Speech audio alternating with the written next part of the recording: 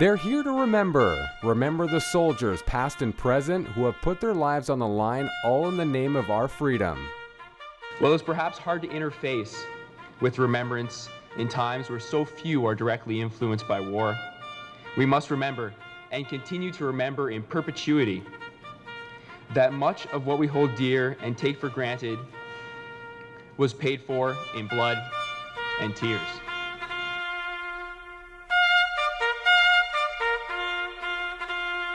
When I wrote this, it was hard not to contrast my life in Canada with the lives of Afghans, and not only be thankful, but to also contrast the lives of the Afghans that I saw with the lives of Afghans under the Taliban government.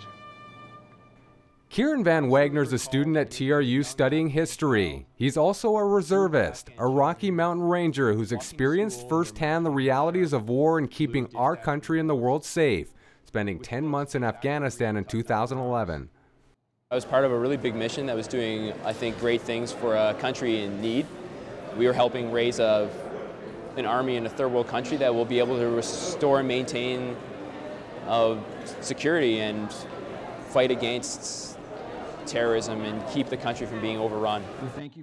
Students and staff at Thompson Rivers University from all walks of life took time out of their busy schedules to reflect. We are the dead.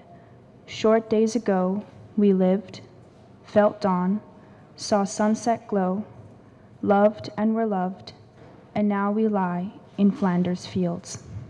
Helen Moroney read the poem Flanders Fields, an iconic piece of remembrance for not only the veterans we've lost, but also the soldiers still in battlefields. It's a very touching poem. It's so sensitive. It really makes you appreciate this day a lot. Yeah, and what the soldiers went through for all of us here today. For me, I experience Remembrance Day on a regular basis, sometimes every day. I often think of my time overseas and what became of so many Canadians and NATO soldiers, even as mentors and as promises of relative safety.